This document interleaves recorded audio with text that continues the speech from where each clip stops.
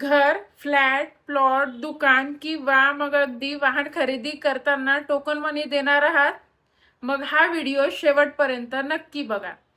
कारण अनेक लोक टोकन मनी देतात, पण व्यवहार रद्द झाला तर पैसे परत मिळतील का? टोकन मनी आणि ॲडव्हान्स पेमेंट यामध्ये नेमका फरक काय आहे? आणि कोणत्या चुका केल्यामुळे तुमचे हजारो किंवा मग अगदी लाखो रुपये अडकू शकतात? आज आपण हे सर्व सोप्या मराठी भाषेत समजून घेणार आहोत.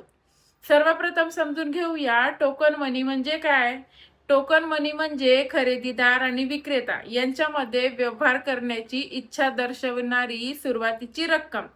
म्हणजे दोन्ही पक्ष व्यवहार पुढे नेण्यास तयार आहेत याचा तो एक प्राथमिक पुरावा असतो. पण अनेक लोक एक मोठी चूक करतात.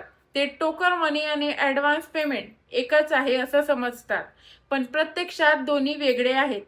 ॲडव्हान्स पेमेंट ही अंतिम किमतीचा एक भाग असते, तर टोकन मनी ही व्यवहार निश्चित करण्यासाठी दिली जाणारी सुरुवातीची रक्कम असते.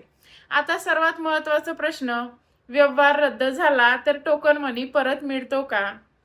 याचं उत्तर आहे ते ॲग्रीमेंट मधील अटी आणि व्यवहार रद्द होण्याच्या कारणावर अवलंबून असतं. जर विक्रेत्याने चुकीची माहिती दिली असेल, मालमत्तेवर वाद असेल किंवा विक्रेता व्यवहार पूर्ण करू शकत नसेल, तर अनेक प्रकरणांमध्ये टोकन मनी परत मिळू शकते.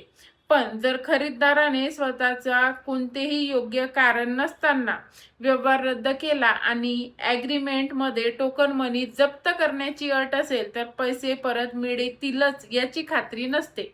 म्हणून टोकन मनी देण्यापूर्वी या 5 गोष्टी नेहमीच लक्षात ठेवा. पहिली म्हणजे मालमत्तेची सर्व कागदपत्रे तपासा. दुसरी, मालकी हक्काची खात्री करून घ्या. तिसरी गोष्ट म्हणजे टोकन मनी दिल्याची अधिकृत पावती नक्कीच घ्या. चौथी गोष्ट म्हणजे सर्व अटी स्पष्ट असलेले लिखित ॲग्रीमेंट करा. आणि 5वी गोष्ट म्हणजे आवश्यक असल्यास अनुभवी वकिलाचा किंवा कायदेशीर तज्ज्ञाचा सल्ला नक्कीच घ्या. लक्षात ठेवा, फक्त विश्वासावर कधीही टोकन मनी देऊ नका. योग्य कागदपत्रे, स्पष्ट ॲग्रीमेंट आणि कायदेशीर माहिती तुमचे मोठे आर्थिक नुकसान वाचवू शकते.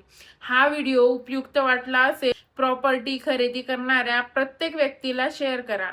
धन्यवाद.